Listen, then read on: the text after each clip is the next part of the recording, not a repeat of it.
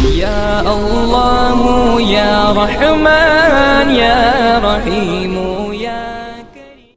الحمد لله رب العالمين والصلاة والسلام على سيد المرسلين محمد وعلى آله وأصحابه أجمعين، أما بعد. أعوذ بالله من الشيطان الرجيم، بسم الله الرحمن الرحيم. يا أيها الناس اتقوا ربكم، صدق الله العظيم. میرے محترم بزرگوں اور عزیزوں، اس دنیا کی تمام مخلوقات کو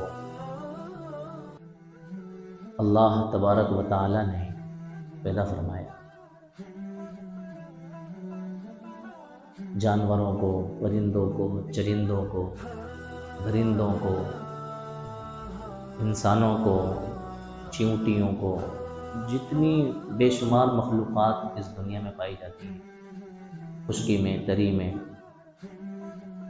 تمام تر مخلوقات اللہ تبارک و تعالیٰ نے پیدا فرمائی. ان مخلوقات میں سب سے اشرف مخلوق انسان ہے. اس انسان کے زندگی گزارنے کے اور جینے کے طریقے اور جانوروں سے مختلف ہیں. حالانکہ جانوروں کی بھی اپنی زندگی ہے، ان کا بھی اپنا ایک نظام ہے، وہ بھی اپنا بھلا برا نفع نقصان سمجھتے ہیں، وہ بھی ظلم اور زیادتی کو سمجھتے ہیں. بسا اوقات ظلم و زیادتی کے خلاف ڈٹ کھڑے ہوتے ہیں اور ظلم و زیادتی کے خلاف لڑتے ہیں، اپنی بساط اور حیثیت کے مطابق انصاف دلانے کی کوشش کرتے ہیں. تو سب سے اشرف مخلوق انسان، جس کو اشرف المخلوقات کہا جاتا ہے، اس کے بھی اپنے زندگی گزارنے کے طریقے ہیں، قوانین ہیں، ضابطے ہیں. دنیا میں انسان ہر طرح کے پائے جاتے ہیں. ان کو ہم سمجھنے کے لیے دو کیٹیگری میں تقسیم کر لیتے ہیں. ایک وہ ہیں جن کو اللہ تعالیٰ کا بندہ کہا جاتا ہے، عبادت گزار، اطاعت گزار، فرما بردار کہا جاتا ہے. ایسے لوگوں کو ہم مسلمان اور ایمان والوں سے تعبیر کرتے ہیں. دوسرے وہ لوگ ہیں جو اللہ تعالیٰ کے ساتھ کسی کو شریک کرتے ہیں یا اللہ تعالیٰ کے وجود کا انکار کرتے ہیں. ایسے لوگوں کو ہم مشرک، کافر یا ملحد کہہ کر کے پکارتے ہیں. بہرحال دنیا میں جتنے بھی انسان رہتے ہیں، جو کچھ بھی ان کا عقیدہ ہو، جو کچھ بھی ان کا نظریہ ہو، تمام انسان یہ چاہتے ہیں کہ دنیا میں امن قائم رہے، سکون رہے، ماحول ایسا رہے کہ تمام لوگ عافیت کے ساتھ، سکون کے ساتھ اپنی زندگی گزار رہے ہیں، چاہے وہ کسی بھی مذہب سے اور کسی بھی نظریے سے تعلق رکھتے ہیں. اسی لیے دنیا کے اندر امن کو برقرار رکھنے کے لیے قوانین بنائے جاتے ہیں، لا بنایا جاتا ہے، ضابطے بنائے جاتے ہیں. ہر ملک کے اپنے قوانین ہیں، اپنے ضابطے ہیں. کچھ قوانین ایسے ہیں جو ہر ملک کے ملتے جلتے ہیں، یکساں ہیں. کچھ قوانین ایسے ہیں جو کچھ مختلف ہیں. باقی ہر ملک کا اپنا ایک رول ہے، ایک ضابطہ ہے، تاکہ اس رول کے مطابق تمام لوگ امن و امان کو بحال رکھ سکیں، برقرار رکھ سکیں، ملک کا ماحول پرسکون رہے اور کسی طرح کا خون خرابہ، لڑائی جھگڑا، فتنہ فساد، خرابی، بگاڑ، بدعنوانی ملک کے اندر پیدا نہ ہو. ہمارے اپنے ملک کا بھی آئین ہے، ہمارے اپنے ملک کا بھی قانون ہے، جو کہ ملک کے آزاد ہونے کے بعد وجود میں آیا، اس کو باضابطہ بنایا گیا، اس کی کمیٹیاں تشکیل پائیں. ہمارے اپنے ملک کا قانون بھی اسی لیے بنایا گیا تاکہ یہاں کے باشندے، یہاں کے رہنے والے، یہاں کے ناگرک اس قانون کو فالو کریں، اور اس قانون کے ذریعے تمام ناگرکوں کو ادھیکار ملے، ان کو حق ملے زندگی جینے کا، ان کو انصاف ملے، ان کو برابری ملے۔ اس لیے ہمیں ایک دستور دیا گیا، ایک قانون دیا گیا۔ ہمارا ملک انگریزوں سے 1947 15 اگست کو آزاد ہوا۔ بہت جد و جہد، بڑی جاں فشانی اور قربانیوں کے بعد ہمارا ملک آزاد ہوا۔ اب آزاد ہندوستان میں یہ آواز لگی کہ ہمارا اپنا کوئی ایک قانون ہونا چاہیے، ہمارا اپنا ایک دستور ہونا چاہیے، جس دستور کے مطابق یہاں کے تمام شہری زندگی گزاریں۔ 29 اگست 1947 کو ڈاکٹر بھیم راؤ امبیڈکر کی صدارت میں 7 رکنی کمیٹی تشکیل پائی گئی، جس کے ذمے یہ کام لگا کہ ہم ہمارے ملک میں بسنے والے باشندوں کو مد نظر رکھتے ہوئے، کیونکہ یہاں ہر نظریے کے، ہر مذہب کے، ہر طرح کے عقیدے کے لوگ بستے ہیں، تو ان تمام لوگوں کے نظریات، ان کے عقائد، ان کے مذاہب کو دھیان میں رکھتے ہوئے ایسا قانون مرتب کیا جائے، ترتیب دیا جائے، بنایا جائے جو تمام شہریوں کو برابری کے کیا دے، حقوق دے۔ چنانچہ اس قانون کو اور دستور کو تیار کرنے میں 2 سال 11 ماہ 18 دن لگے، اور اس قانون کی ہر شق پر قانون ساز اسمبلی میں کھل کر بحث ہوئی۔ یہ قانون بنا تو کیوں بنا، اس کی کیا ضرورت ہے، یہ کس کے کام آئے گا، اس کو بنانا ضروری ہے نہیں ضروری ہے، یہ قانون پچھلے کسی دفعہ میں اور دھارا کے تحت تو نہیں آتا ہے تو پھر ہم اس کو کیا نام دیں، اس کو کون سی دھارا دیں، اس کو کس باب کے تحت رکھیں۔ کھل کر کے اس میں بحثیں ہوئی، ڈیٹیل میں گفتگو ہوئی کہ بھئی ہمارے یہاں کے ہر شہری کو اس قانون کے تحت اس کا حق مل جائے، کوئی چھوٹنے نہ پائے۔ چنانچہ 26 نومبر 1949 کو یہ قانون، یہ ڈرافٹ جو تیار کیا گیا، قبول کر لیا گیا، اور 24 جنوری 1950 میں ایک مختصر اجلاس میں تمام ممبران نے اس پر دستخط کر دیے کہ اب ہمارے ملک کا دستور اور ہمارے ملک کا قانون یہی رہے گا، سوائے مولانا حضرت موہانی رحمۃ اللہ علیہ کے۔ انہوں نے اس قانون کے ڈرافٹ پر ایک نوٹ لکھا، ایک تحریر لکھی کہ ہمارا یہ جو قانون ہے، یہ برٹش حکومت، برطانیہ حکومت کا جو قانون تھا، اسی کو توڑ مروڑ کر کے قانون تیار کیا گیا ہے، لہٰذا ہمارا اپنا قانون ایسا ہونا چاہیے جس سے منفرد ہو، الگ ہو، اور جو کچھ کمیاں اس قانون میں تھیں ان کو ہٹا کر کے، جس سے ہماری قوم کا، ہمارے ملک کا، یہاں کی سماج کا بھلا ہو، ایسی چیزیں اس قانون کے اندر داخل کرنا چاہیے۔ 26 جنوری 1950 کو سارے ملک کے اندر پرچم لہرا کر کے اس کو آئین کا دن، یوم جمہوریہ، ریپبلک ڈے کے نام سے منایا گیا، اور یہ اعلان کر دیا گیا کہ آج سے ہندوستان کے اندر ہمارا اپنا خود کا بنایا ہوا قانون اور دستور نافذ ہوگا، جس کے اندر تمام لوگوں کو برابری کے حقوق دیے گئے، رعایت کی گئی، ان کا خیال رکھا گیا، چاہے کسی بھی مذہب کے ماننے والے ہوں، اور اس کو بڑا مقبول اور پسند کیا گیا کہ یہاں ہر طرح کے بسنے والے لوگوں کو ان کے برابر کے حقوق مل گئے۔ اس سے بہتر بات کیا ہو سکتی ہے؟ بھئی سارے ملکوں کا صرف ایک قانون ہوتا تو بعض مرتبہ دوسرے مذہب کے لوگوں کے لیے اس قانون پر عمل کرنا مشکل اور محال ہو جاتا۔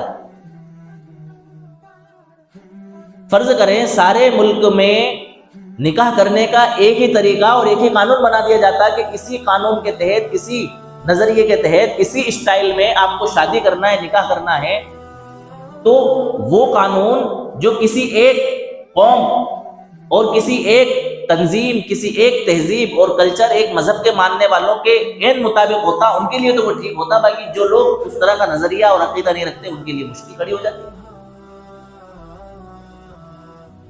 بھئی ہم 7 پھیروں کے ساتھ شادی نہیں کر سکتے، یا ہمارے اپنے نظریے کے مطابق ایجاب اور قبول کے تحت یہ قانون بنا دیا جاتا ہے کہ بھئی نکاح کرنے کے لیے، شادی کرنے کے لیے آپ کو 2 گواہ بٹھانا پڑیں گے اور ایک وکیل آپ کو بنانا پڑے گا، میاں بیوی سے ایجاب اور قبول کروانا پڑے گا۔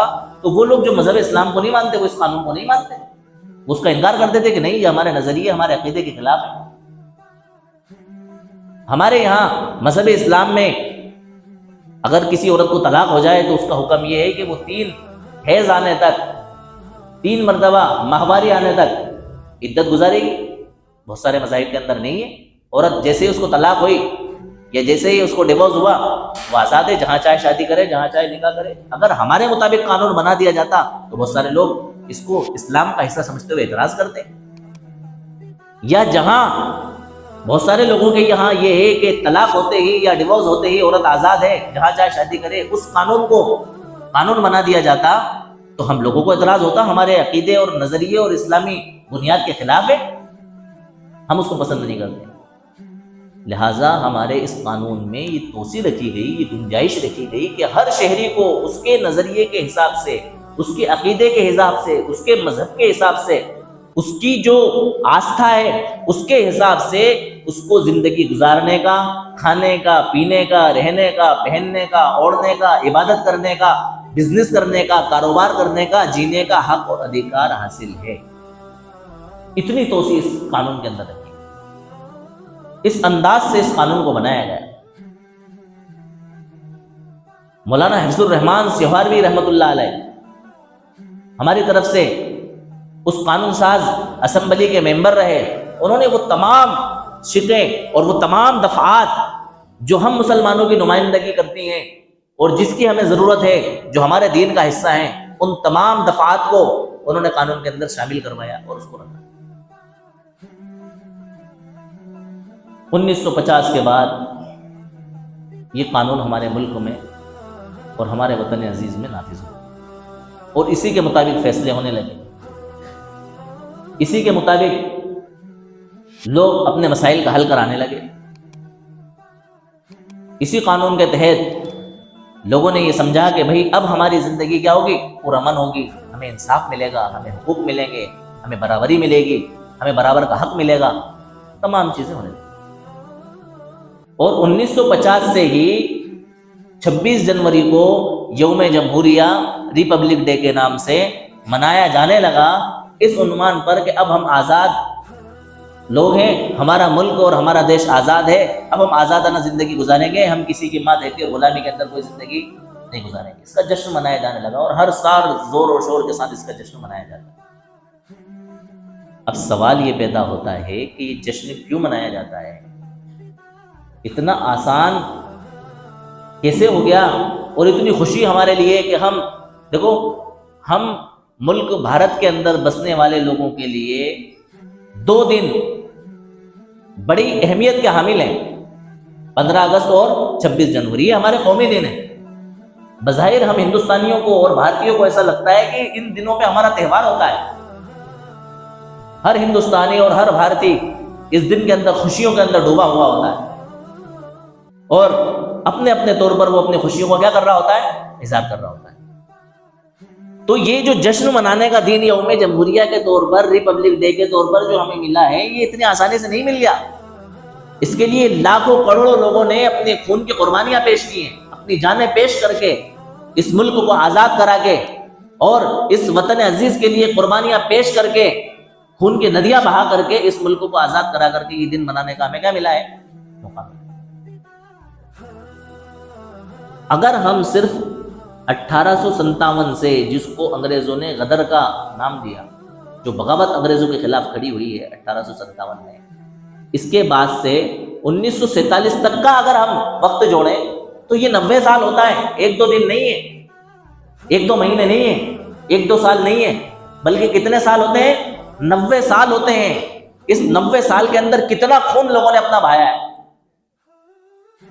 اور جب سے انگریز اس ملک کے اندر آیا 1601، اگر اس وقت سے لے کر کے ہم وقت لگائیں اور جوڑیں تو 346 سال انگریز اس ملک کے اندر رہا ہے، اور اس ملک کی کیسی بربادی کی ہوگی اور تباہ حالی ہوئی ہوگی، ہم اس کا اندازہ لگا سکتے ہیں۔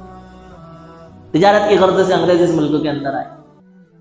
اس وقت کے جو بادشاہ تھے جہانگیر، اس نے اجازت دی، ان کو تجارت کرنے کا موقع دیا، انہوں نے خوب مال یہاں سے بٹورا، لوٹا اور لوٹ کر کے اپنے ملک میں لے گئے۔ یہ جو ہمیں انگریز کنٹریاں اور انگلستان، انگلینڈ اور تھائی لینڈ اور یہ جو دوسرے ممالک ہمیں ترقی پر نظر آتے ہیں نا، یہ خود ان کا کوئی کمال نہیں ہے، یہاں کا لوٹا ہوا پیسہ ہے، یہاں کی لوٹی ہوئی دولت ہے جس سے یہ مالا مال ہوا ہے۔ اصل جو خزانہ اور دولت پوری دنیا کے اندر جو پائی جاتی تھی وہ ہمارے بھارت میں پائی جاتی تھی۔ پوری دنیا سے سب سے مضبوط جہاں کی اکنامی ہوا کرتی تھی وہ بھارت کی ہوا کرتی تھی۔ پوری دنیا میں سب سے زیادہ دولت والا، مال والا اگر کوئی ملک تھا تو وہ یہ بھارت تھا۔ ان لوگوں نے دھیرے دھیرے دھیرے دھیرے تجارت میں ملازموں کی جگہ فوجی اور سامان کی جگہ ہتھیاروں کا استعمال کرنا شروع کیا، اور دھیرے دھیرے دھیرے دھیرے انہوں نے حکومت میں آنے کے لیے جو کچھ کر سکتے تھے وہ تمام کام انہوں نے انجام دیے۔ سب سے پہلے 1757 میں بنگال کے بادشاہ نے سراج الدولہ نے ان کا مقابلہ کیا۔ 1757 کے بعد 1799 میں ٹیپو سلطان نے ان کو کھدیڑا، ان سے جنگ کی، لیکن ٹیپو سلطان کی شہادت کے بعد ان انگریزوں کی ہمت یہ ہوئی کہ انہوں نے یہ کہا کہ آج سے ہندوستان ہمارا، اور انہوں نے دھیرے دھیرے دھیرے دھیرے پورے ملک پر حاوی ہونا اور قبضہ کرنا شروع کر دیا۔ 1857 میں مغلیہ حکومت انتہائی کمزور پڑ گئی، یہ فاتحانہ طریقے پر دہلی کے اندر داخل ہو گئے، اور مغل سلطنت کے آخری بادشاہ بہادر شاہ ظفر کو انہوں نے قید کر کے رنگون برما کی جیل میں بھیج دیا۔ اس کے بعد انہوں نے لال قلعے پر اپنا جھنڈا لہرایا، اور سارے ملکوں میں جو انہوں نے ظلم و بربریت کی انتہا کی ہے، اللہ کی پناہ اس کو بیان نہیں کیا جا سکتا۔ ایک انگریز مورخ لکھتا ہے کہ انہوں نے بغاوت کو مولویت کا نام دیا، کہ جہاں کہیں داڑھی ٹوپی والا ملے اس کو پھانسی پر چڑھا دو، کیونکہ ان انگریزوں کی جو مخالفت کر رہے تھے وہ علماء ہی کر رہے تھے، کوئی اور نہیں کر رہا تھا، مسلمان ان کی بغاوت کر رہے تھے، مسلمانوں کے علاوہ کوئی اور ان کی بغاوت کے لیے کھڑا نہیں ہو رہا تھا۔ یہ انگریز، یہ جو گاندھی جی ہیں یا کانگریس ہے یا دوسرے جو لوگ کھڑے ہوئے ہیں، یہ تو بہت بات کی بات ہے۔ 1757 سے لے کر کے 1799 اور 1803 کے اندر شاہ عبدالعزیز محدث دہلوی رحمۃ اللہ علیہ نے فتویٰ دیا کہ بھائی ہمارا جو ملک ہے یہ دارالحرب بن چکا ہے، اب یہاں کے باشندوں پر ان انگریزوں سے جہاد کرنا فرض ہے، جہاد کا فتویٰ دیا، اور مسلمانوں نے ان کے خلاف جنگیں لڑی۔ حضرت اسماعیل شہید رحمۃ اللہ علیہ اور ایک اور ان کے ساتھ، ان کا نام میرے ذہن میں نہیں آ رہا، ان لوگوں نے 1831 تک ان سے جنگ لڑی اور یہ شہید ہوئے، اور انگریزوں نے ان علماء کو اتنا ظلم ان کے اوپر کیا۔ انگریز مورخ لکھتا ہے کہ 5 لاکھ علماء کو شہید کیا گیا۔ کتنے علماء؟ 5 نہیں، 50 نہیں، 500 نہیں، 5000 نہیں، 50,000 نہیں، کتنے؟ 5 لاکھ علماء کو شہید کیا گیا۔ صرف دہلی شہر کے اندر 500 علماء کو جو ہے نا پھانسی پر چڑھایا گیا۔ جہاں کہیں ان کو داڑھی ٹوپی والا ملتا اس کو یہ کیا کر دیتے؟ پھانسی پر چڑھا دیتے۔ کیا کہتے کہ بھائی مولویت نام ہے بغاوت کا، یعنی کہ ہماری بغاوت کرنے والے اور ہماری مخالفت کرنے والے کون ہیں؟ یہ مولوی حضرات۔ اب بچے کچھ جو علماء تھے انہوں نے بہت حکمت کے ساتھ، مصلحت کے ساتھ 1866 کے اندر دارالعلوم دیوبند کی بنیاد رکھی، اور وہاں سے مجاہدین کو تیار کیا، اور مولانا حاجی امداد اللہ مہاجر مکی رحمۃ اللہ علیہ کی قیادت میں کچھ لوگ کھڑے ہوئے، مولانا قاسم نانوتوی رحمۃ اللہ علیہ اور ان کے جو دوسرے ساتھی تھے حافظ ضامر رحمۃ اللہ علیہ، ان تمام لوگوں نے جو ہے نا دھیرے دھیرے دھیرے دھیرے اس طرح سے لوگوں کو جاگرک کیا، پورے ملک کے اسفار کیے، لوگوں کو ہوشیار کیا، ان کی جو ہے تدابیروں کے بارے میں بتلایا، ان کے جو انگریزوں کی جو چالیں تھیں ان چالوں کے بارے میں ہوشیار کیا، سارے ملکوں کو جگایا انہوں نے۔ اسی دارالعلوم دیوبند سے 1878 کے اندر شیخ الہند رحمۃ اللہ علیہ، جنہوں نے ریشمی رومال کی تحریک چلائی، جب تک زندہ رہے انگریزوں کی ناک میں دم کر دیا انہوں نے، اور کراچی کے ایک اجلاس کے اندر تمام لوگوں کو انہوں نے تیار کیا اور ان کے خلاف جہاد اور جنگ کے لیے تیار کیا، اور فتویٰ دیا کہ انگریز کی اعانت یعنی کہ اس کی مدد کرنا حرام ہے، انگریز کی یہاں نوکری کرنا حرام ہے، اس کا فتویٰ۔ بے شمار قیادتیں وجود کے اندر آئیں، ابھی 1866 ہے، 1869 کے اندر گاندھی جی کی پیدائش ہوئی، اور 1885 کے اندر کانگریس وجود میں آئی۔ اس سے پہلے آپ قربانیاں دیکھیں علماء کی اور مسلمانوں کی۔ 1901 میں، 1911 میں، 1919 میں جمعیت علماء ہند کا قیام ہوا، 1920 میں ترک موالات کا فتویٰ دیا شیخ الہند رحمۃ اللہ علیہ نے کہ بھائی ان سے جو ہے بھائی چارہ، دوستی، یارانہ تعلقات انگریزوں سے ختم کیا جائے، ہندو مسلمان اتحاد، یہ تمام چیزیں، یہ تمام جدوجہد۔ پھر انگریز نے 1922 کے اندر ایک چال چلی کہ ہندو اور مسلمان کو لڑوانے کے لیے کچھ تنظیمیں انہوں نے کھڑی کر دی، اس سے بڑا فتنہ اور فساد ہوا۔ ہندو اور مسلمان کے عقیدوں کو خراب کرنے کے لیے انہوں نے آٹے میں سور اور گائے کی ہڈی کے برادے کو شامل کر دیا، کنووں کے اندر گائے اور سور کے گوشت کو ڈال دیا تاکہ اس میں پانی استعمال کیا جائے۔ دونوں کے عقیدے اور دونوں کا نظریہ خراب، ہندوؤں کے یہاں گائے عقیدت مند چیز ہے اور مسلمانوں کے یہاں سور حرام چیز ہے۔ تو ایسی بے شمار قربانیاں اور پریشانیوں کے بعد 1947 15 اگست کو ہمارا دیش کیا ہوا؟ آزاد۔ اب اس آزاد ملک کو 1950 26 جنوری کو اپنا ایک آئین ملا، اپنا ایک لا ملا، جس لا کے جشن پر ہم 26 جنوری کو کیا کرتے ہیں؟ پرچم کشائی کرتے ہیں، جھنڈا بندھن ہوتا ہے، جھنڈا لہراتے ہیں، اور ہر سال ہم جھنڈا لہرا کر کے اور پرچم کو سلامی پیش کر کے، جھنڈا بندھن کر کے اس بات کا اعتراف کرتے ہیں، اظہار کرتے ہیں کہ ہم یہاں کے شہری اور یہاں کے باشندے آپس میں ایک ہیں، ہمارے حقوق برابر ہیں، ہمارا جو ہے قانون ہم سب کو آزادی دیتا ہے، ہر طرح کی آزادی ہے، ہر ایک کو اپنے مذہب کے حساب سے جینے کی اور زندگی گزارنے کی آزادی حاصل ہے۔ قانون تو بن گیا، قانون بنانے والے، قانون پاس کرنے والے، قانون تیار کرنے والے اس دنیا سے چلے گئے، اور یہ قانون آج ہمارے ملکوں میں نافذ ہے، لیکن یہ قانون برائے قانون رہ گیا ہے، یہ ہمارے اور آپ کے سامنے۔ اس قانون سے، قانون اپنی جگہ پر جو کا تو ہے، لیکن اس قانون کو بدلنے کے لیے، اس قانون کو مٹانے کے لیے، ختم کرنے کے لیے، منمانی چلانے کے لیے آج کیا کوششیں ہمارے اپنے ملک کے اندر نہیں ہوئی، اور اس قانون کے ذریعے جو انصاف اور جو امن لوگوں کو ملنا چاہیے تھا وہ نہیں مل رہا ہے۔ قانون کی بالادستی صرف اس کے ہاتھ میں ہے جس کے پاس پاور ہے، جس کے پاس طاقت ہے، جس کے پاس حکومت ہے۔ قانون اسی کا ساتھ دیتا ہے جس کی بھینس اسی کی لاٹھی۔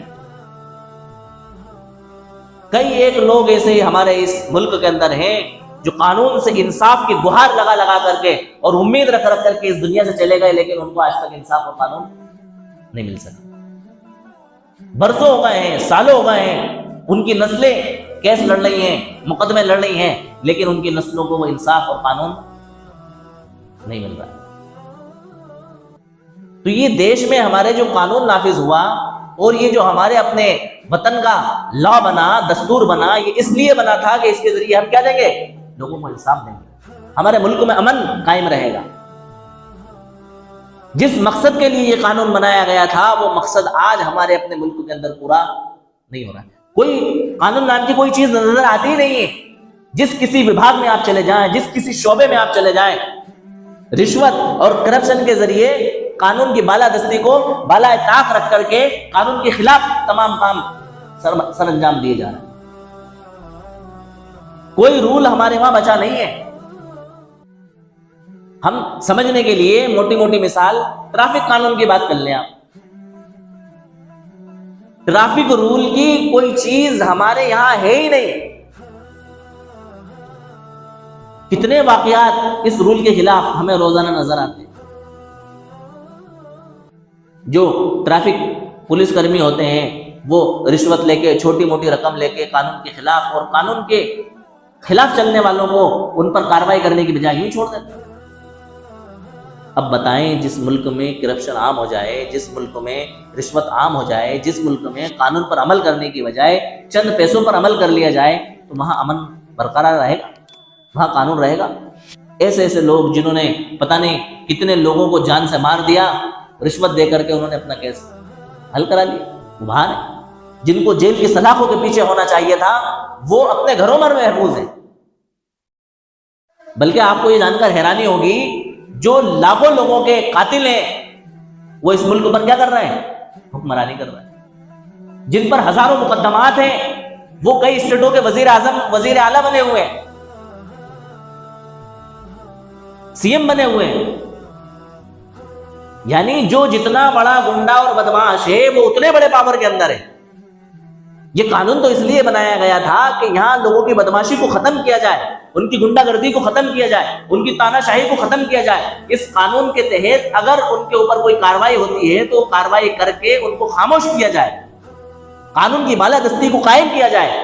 لیکن اس کی بجائے ہو یہ رہا ہے کہ جو جتنا گنڈا ہے، جو جتنا بڑا بدماش ہے، جو جتنا بڑا شیطان ہے، وہ اتنے ہی بڑے عہدے پر فائز ہے۔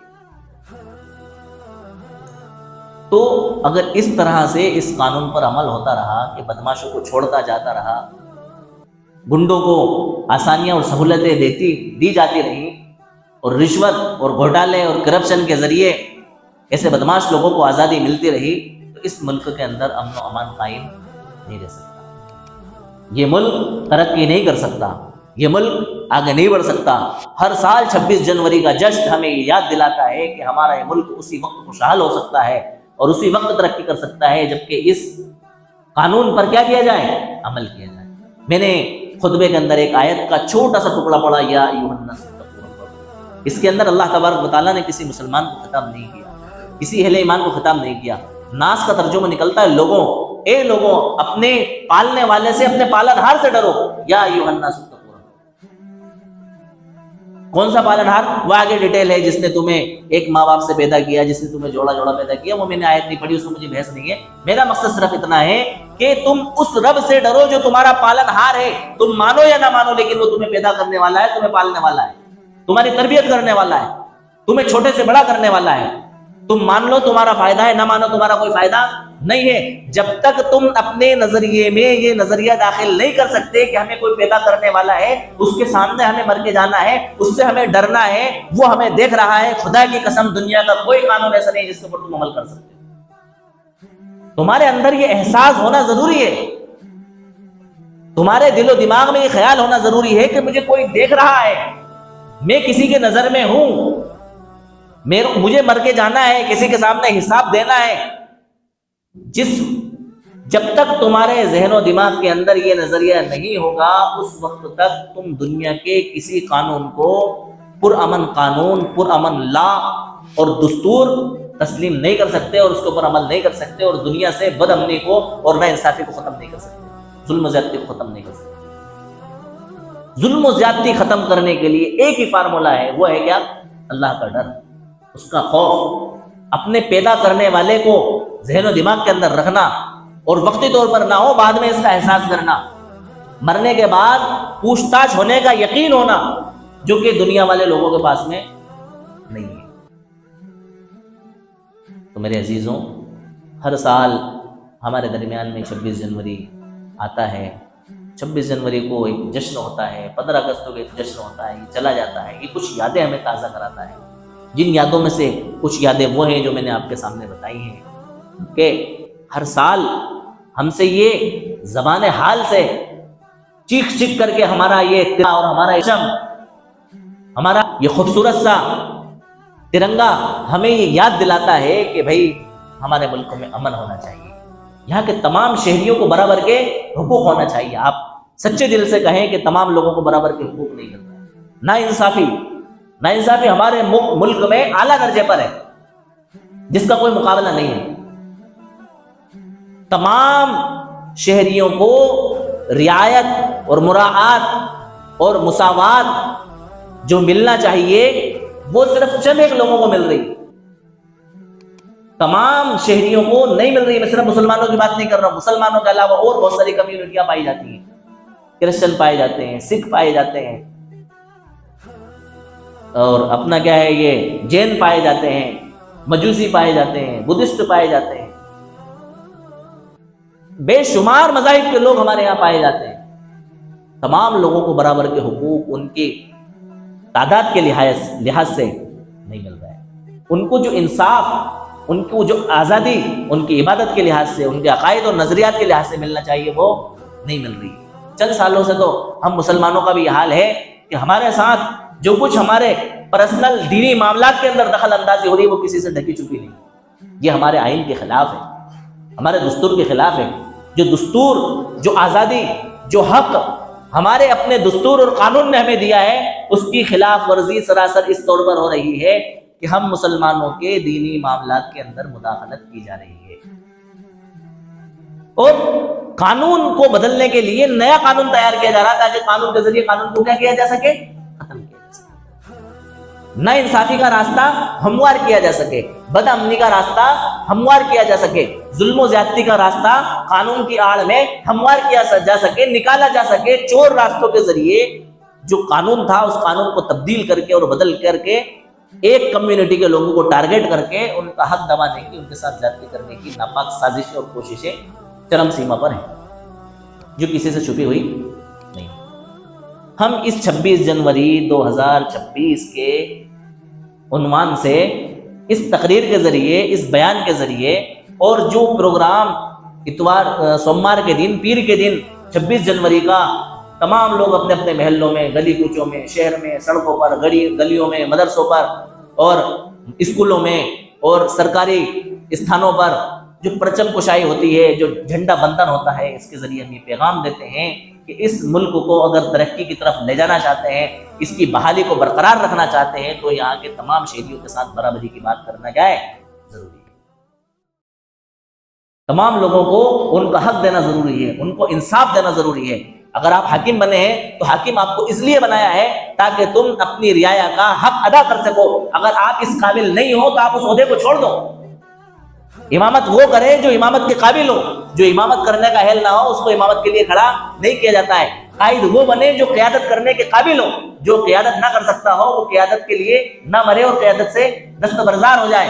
جو حاکم بنتا ہے اس میں اتنی صلاحیت ہونا چاہیے کہ وہ تمام لوگوں کا دل جیت سکے، ان کا دل خوش کر سکے، ان کو برابر کے حقوق دے سکے۔ جس کے اندر یہ صلاحیت نہ ہو، جس کے اندر عصبیت ہو، جس کے اندر تعصب ہو، جس کے اندر تشدد ہو، جس کے اندر کسی ایک نظریے کو لے کر کے نفرت ہو، اس کو اپنی قیادت اور اپنی حکومت چھوڑ دینا چاہیے، استعفا دے دینا چاہیے۔ ایسے لوگوں جو کسی ذمہ داری کو ادا نہیں کر سکتے ان کو اپنی ذمہ داری سے سبکدوش ہو جانا چاہیے، چاہے جو بھی ہو، جس کسی فیلڈ میں ہو، جس کسی عہدے میں ہو۔